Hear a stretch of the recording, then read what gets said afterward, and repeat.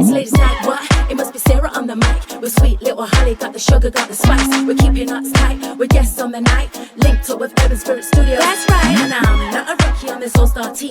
Me and Holly get your hook like we're fishing for green. This is home, never leaving us talent alone. Yes, it is my city, it's my throne. Sarah, I've got from Forbes, I've got a direct quote about women at work, and so it's like directly through COVID as well, and how this has basically set up job roles essentially. So Forbes wrote an article on women at work, and it said that in COVID, and this is backed up by research, female leaders reacted more quickly and decisively because women are more realistic and urgent. We have mother's instinct, whereas men didn't, and we can detect fear and we have a fight or flight mode. So what do you think about this? Like, because as women, are we better leaders? This is what science has said. Science has said that technically females have the mindset and the nurturing and reactive mindset to lead better than men. And this was proved. Well, it wasn't like it was. Statistics proved this through COVID, but whether you can say it's actually been proved, you never prove it. It's just this. It's based on a study of 10 people. Yeah, it just backs it up. But I'm saying, facts. You're saying facts. Yeah, of course I am.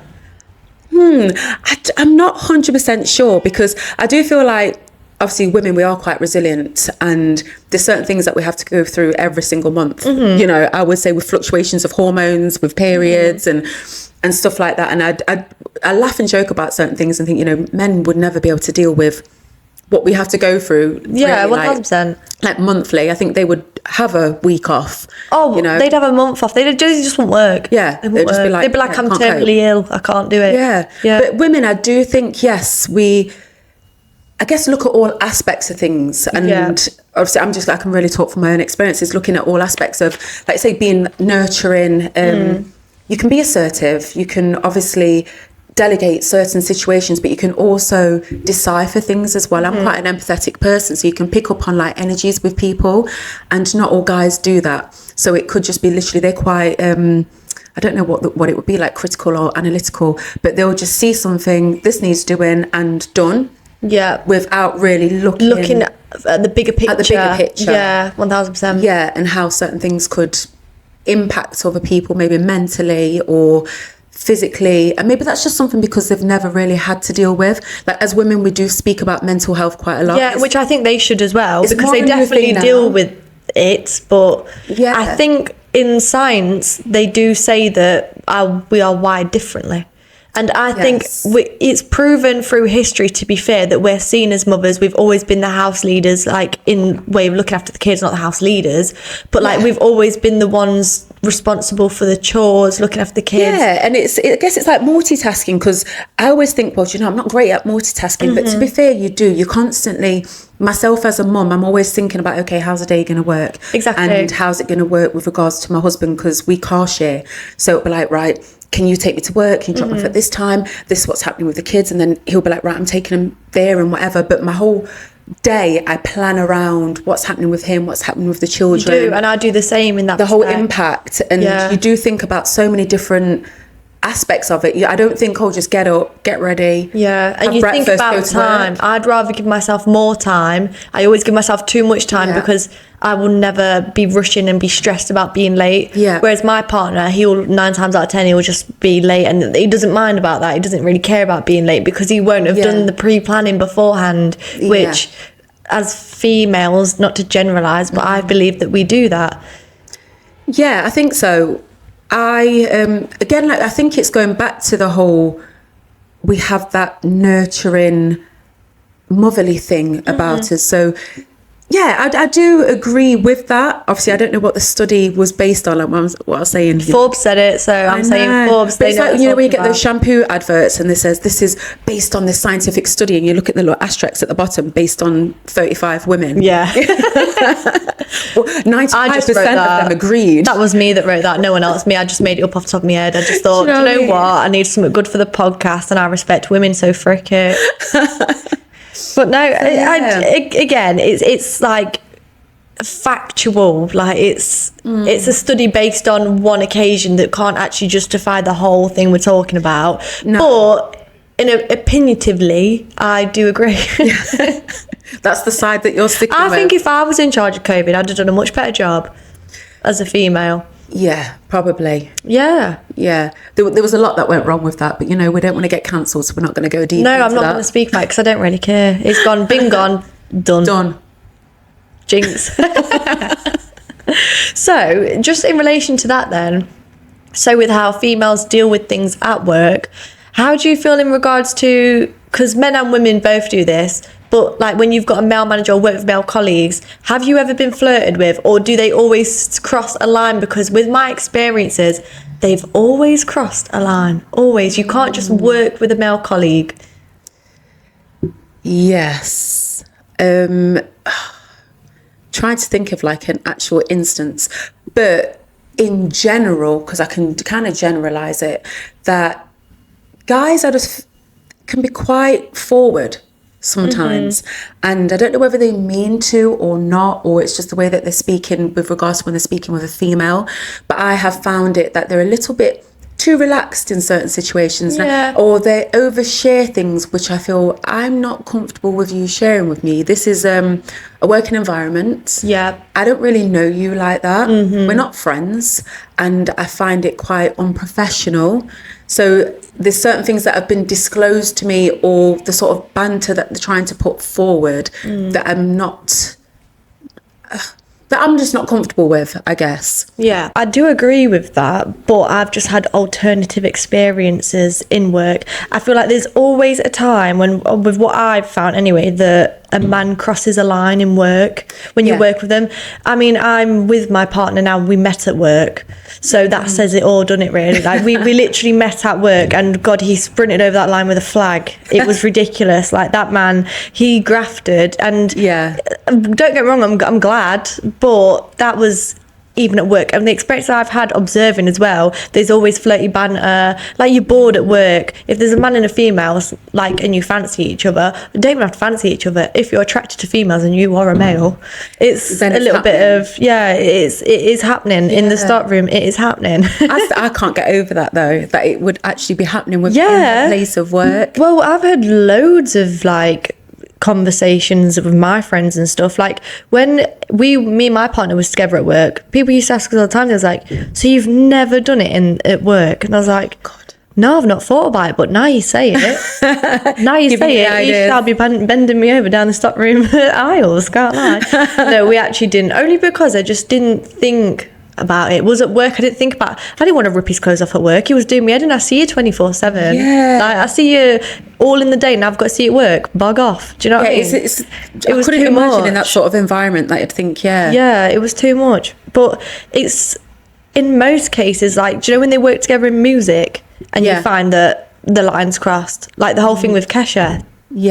Or even actors, they do the same things, don't they? Because they work close to each other. But you got to think, like, if you're in a sexual scene with Miss Margot Robbie, God, you are you're wifed after that. I'm straight, but I would be wifed after that. Do you know what I mean? Like, what would you do if, like, oh my days, Will Smith, you're in a sexual scene with him, you've got a man, but that's Will Smith. God, in love, sorry, you're no longer mine because I'm having Will Smith. You would? Nah.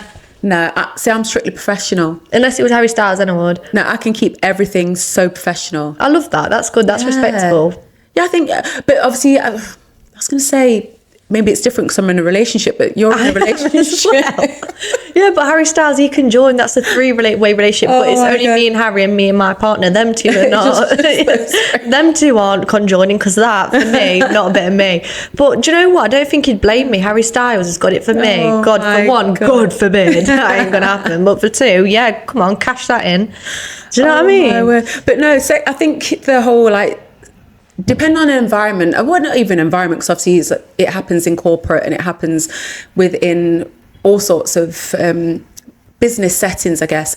Myself, I think the worst thing that ever happened to me with regards to like a sexual thing was when I was quite young and had somebody who was trying to think how to share this without disclosing. It's hard, isn't it? Yeah, because I don't really want to say what job it was. There was somebody who was supposed to take care of myself and another group of girls, and basically this person was older than us, and he was quite openly sharing like sexual things, and it made us feel so uncomfortable. It wasn't nice. He'd even ask us certain questions, a little bit creepy, to be fair.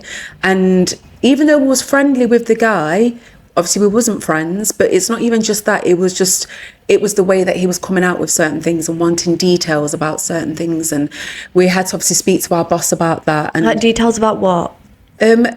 About sexual encounters, and he wanted to know how we felt about those things. Bearing in mind, we were very young. It was like teenagers, 18 to 20-year-olds. And he was significantly older. And myself at the time, I said, you know, we've got to speak out about this. We couldn't, when he was talking to us, it was just, we all kind of like clammed up and we didn't know what to say, we didn't know what to do.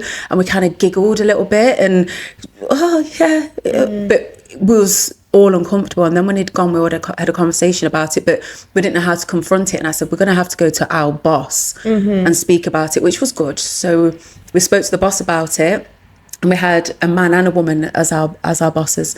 So we spoke to them about it, and they dealt with the situation, but they also got us to speak in front of the guy who we was saying, you know, did these things, which at the time I didn't think it was correct to do, because you wanted to speak so openly about what had happened, but to have to do that and that person saying, no, you're taking it the wrong way, and I didn't mean it like this, and I didn't mean it like that. And we're saying it kind of like tried to... Doesn't matter how you meant it, you knew that was crossing the line at work.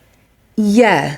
And even if he said he didn't mean it that way, you never speak so openly and so sexually explicit, I don't think, with anyone. Oh yeah, unless no, you've asked and you're literally having that two-way conversation. Yeah, just to kind of just instigate the conversation. And he was just talking about some really bizarre things that he had done, and we wasn't even conversating at that point. We was all just like, oh, quite clearly uncomfortable. Yeah. But then also you got to think that probably happens a lot and goes unnoticed, because when you're 19, 20, you think you're 50. Do you know what I mean? You think you're like 30 grown, like you've got your life together. So you're not going to be thinking really half the time, well, in some cases maybe, that is unacceptable, because you're mentally, you feel like you're more mature.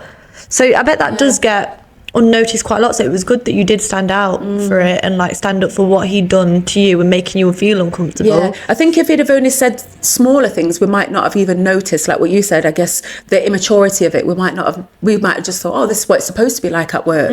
You know, he's just being friendly or whatever. But I think it was just because he was so overly sexual with it. Yeah. And he used to always tell us like how much he liked younger girls, and obviously we're younger girls, and it was a lot. So I never had the whole flirtatious side of stuff, like how you would say. That's even worse what you've had. Yeah, and that's manipulation as well. Like that's how a lot of guys get away with it, manipulating, because I just don't understand the fantasy with young women, especially half of them have kids. Like when you've got kids and you've got kids that are that age, or imagine if that was your child and that was a man doing it to your child. Yeah. Maybe it's the naivety. And he was actually probably old enough to be our granddad. Jesus, that is awful. So it wasn't even like any lines were sort of like misconstrued, because you can see it sometimes, can't you? Maybe somebody's 18 and they're chatting with somebody who's maybe 30 or something, and you're thinking, well, she's mature, she goes out, she's at uni, and you know, and even I think she's that's consenting. Wrong. But do you know what I mean? But it's different from, I guess, an 18-year-old and somebody in their late 50s to 60s. Yeah, definitely. Knowing that an 18-year-old isn't really going to be looking at that older guy like that. Oh, it's awful. And I even think when I see it with the younger girls getting with the older guys, because in their heads, that's like they're mature. When you've got to think, imagine if that role was reversed. When you get to that age, you are going to understand how wrong that was of you to do that. When you are 30, you're going to look at 18-year-olds and think, what was the attraction within that? That is absolutely...